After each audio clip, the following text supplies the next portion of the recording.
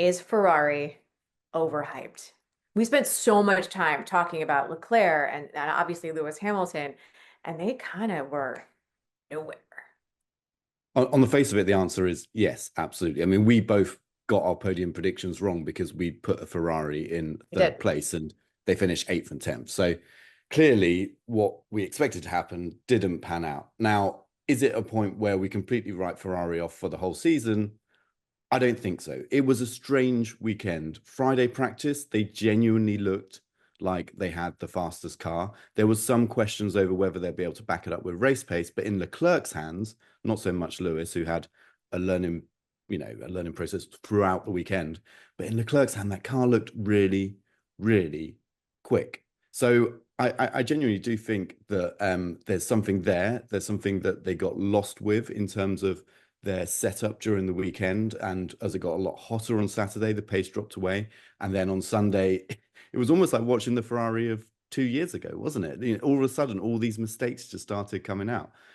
So a strange one for Ferrari. I want to think it is just a one-off, but I am slightly concerned that all this hype they had pre-season isn't going to manifest in I know. actual results.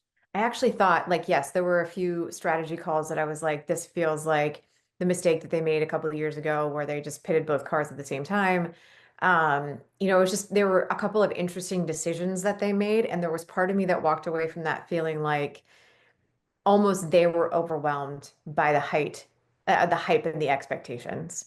Um, and I just wonder if that's something that's going to continue on, or if they've had their sort of like come to Jesus meeting this week and China, they're going to completely be a different team. I feel like they will reset. I feel like there is more performance in that car. But the other thing with this Ferrari is that they've actually made quite a big change to it with the front suspension. They've almost turned it upside down. So they've gone from push rod to pull rod suspension at the front. Now, that was a decision made because they felt that there'd be a lot more performance to explore and potential within the car by doing that. But there's still a learning process, which I don't think they fully got to the end of in Bahrain testing in the 3 days they had there. Plus, you've got one of your drivers, Lewis Hamilton, coming in and learning everything fresh. And I mean, Lewis is extremely experienced and he kind of played down that this would be an issue ahead of the season and ahead of the weekend. But I think even he was a bit shocked by how far back he was on the Friday and how far ahead Leclerc was relative to him. It must be said, though, he did make progress through the weekend. It wasn't obvious on Sunday because of everything that went wrong. That pit stop call, keeping him out on slick tires, meant that he briefly led the race, but then dropped back to Mhm. 10th eventually. But yeah, I feel like the progress we saw there is indicative of the progress that Ferrari are going to make overall in these first few races. They've just got to hope that their rivals don't make similar progress at the same time, and they aren't just constantly playing catch up for the whole year.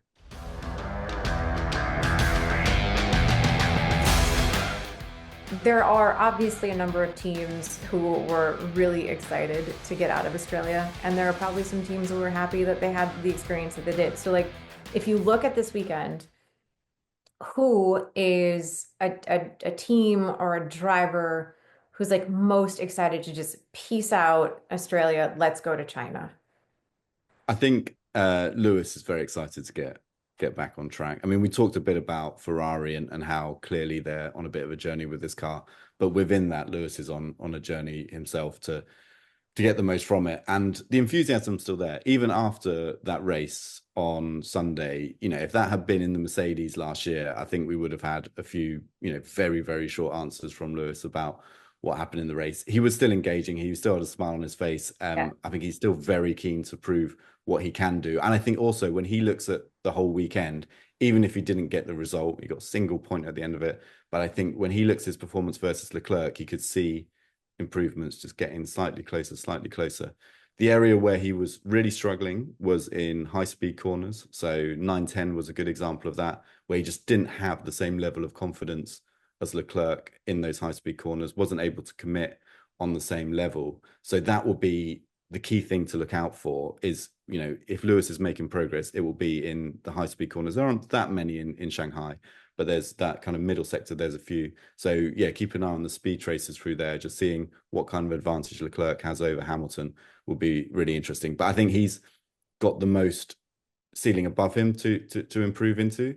and obviously the motivation is still undoubtedly there for Lewis to do so. So I'd say he's probably the most likely one to make another step. Thanks so much for watching ESPN on YouTube. And for more sports highlights and analysis, be sure to download the ESPN app. And for premium content and live streaming, subscribe to ESPN Plus.